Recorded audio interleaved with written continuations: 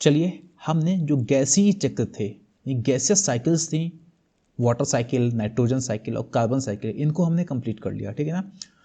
अब हम जानने वाले हैं अवसादी सेडिमेंट्री साइकिल्स जो हमारी होती हैं, ठीक है ना, अवसादी चक्र। और उसमें से हम पहला डिस्कस करेंगे सबसे पहले फास्फोरस साइकिल के बारे में।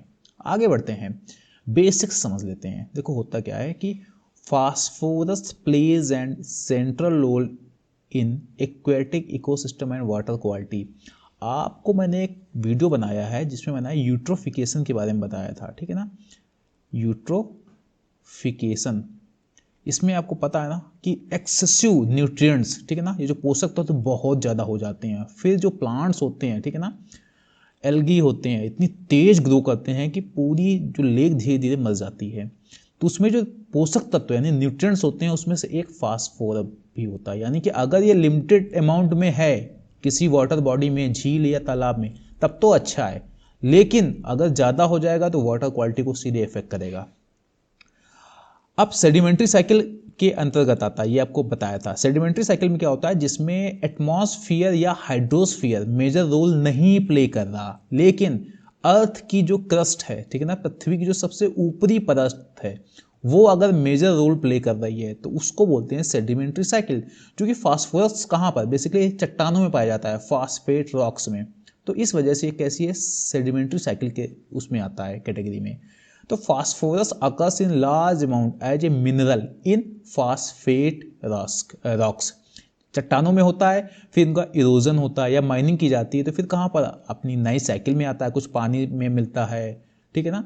तो जब चट्टान थी, चट्टान से जब इरोजन हुआ तो बहते हुए पानी में आया, वाटर बॉडीज में आया, मिट्टी में आया, बाद में इनको यूज किया किसने, पेड़ पौधों ने। तो ये बेसिकली एक सेडिमेंट्री साइकिल के उस कैटेगरी में आएगा, ठीक है। This is the nutrient considered to be main cause of excessive growth of rooted and free floating microscopic plant, इनको बोलते हैं फाइटोप्लैंक्टन। जब किसी तालाब में एकदम हरा भरा तालाब नजर आए, पानी नजर ही नहीं आ रहा है, तो समझ लो वहाँ पे फाइटोप्लैंक्टन बहुत हैं।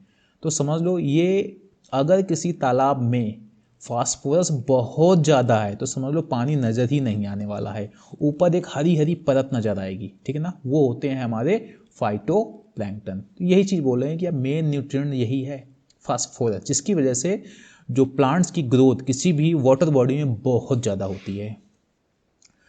चलिए आगे देख लेते हैं। तो main storage of phosphorus is earth crust, sedimentary cycle है। इस वजह से आप इतना याद रखिएगा कि ये सेडिमेंट्री साइकिल है, ये लाइन अपने आप लिख लेंगे आगे, ठीक है ना। किस फॉर्म में पाया जाता है, फास्फेट के रूप में, ये भी सेकेंड लाइन, ओके।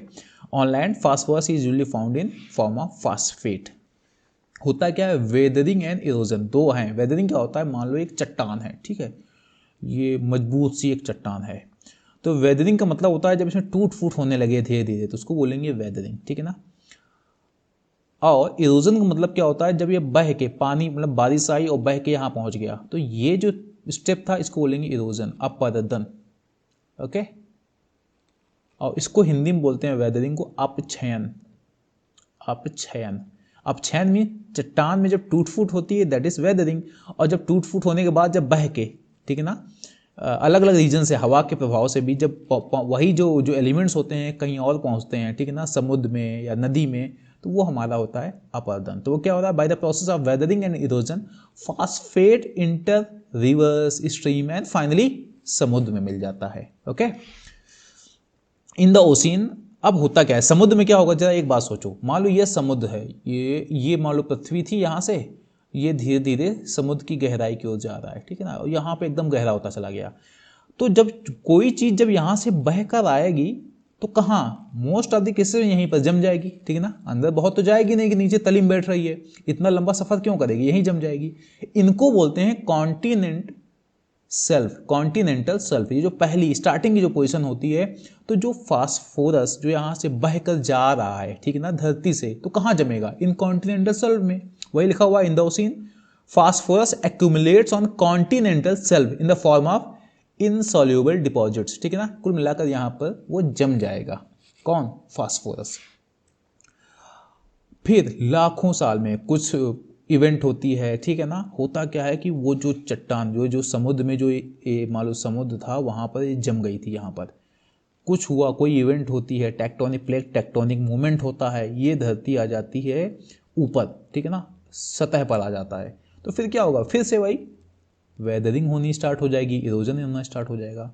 तो after millions of year the crustal plates rise from the sea floor, ये ऊपर उठेंगी and expose the phosphate on the land, जैसे सतह पर आएगा तो फिर से आफ्टर मोर टाइम वेदरिंग, मैंने क्या कहा था, वेदरिंग फिर से स्टार्ट हो जाएगी और वेदरिंग से यही जो फास्फेट था, ये फास्फोरस था, रिलीज हो जाएगा, ठीक है ना, इसमें चट्टान से, और फिर से एक नई साइकिल स्टार्ट हो जाएगी। तो यहाँ पर आप देख रहे हैं ना, जो मेजर जो हमारे फास्फोरस जो एलिमेंट है अर्थ की क्रस्ट पर रह रहे हैं, या फिर जो समुद्र होता है, सी होता है, ओशियन होता है, उसकी सतह पर जम जा रहा है। तो ये थी हमारी पूरी की पूरी साइकिल। ओके, तो इसको समझ लेते हैं जरा। तो मान लो कि कहाँ से स्टार्ट करते हैं, हाँ, यहाँ से स्टार्ट करते हैं, ठीक है ना, कि ये समुद्र के नीचे कॉन्टिनेंटल शेल्फ में, ठीक है ना, जैसे यहाँ समुद्र खत्म हुआ, यही जमा हुआ है पूरा का पूरा फास्फोरस। जियोलॉजिकल अपलिफ्टमेंट होता है, ठीक है ना, ये किसी तरीके से ऊपर आ जाती है परत।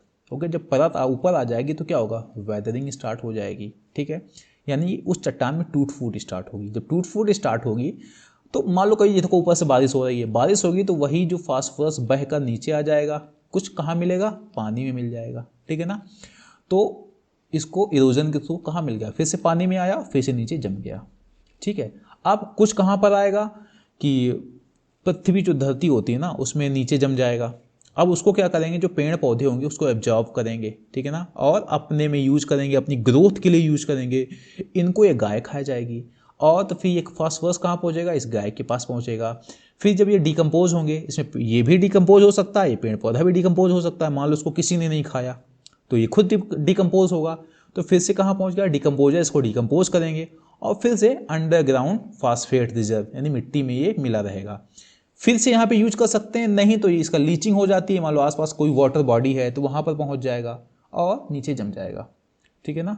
और कुछ अगर यहाँ फर्टिलाइजर डालोगे तो फर्टिलाइजर से क्या होगा, जाके जब बारिश होगी तो वो भी नीचे यहीं पानी में आ जाएगा।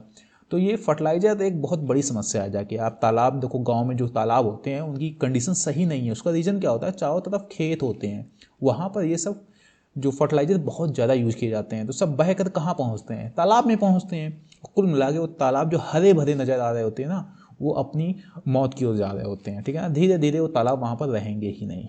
तो एक ये भी है। तो ये था एक बेसिक सा साइकिल था फास्फोरस का, बहुत ही टफ नहीं था ये, ठीक है, बट इतना याद रखना ये सेडिमेंट्री साइकिल है।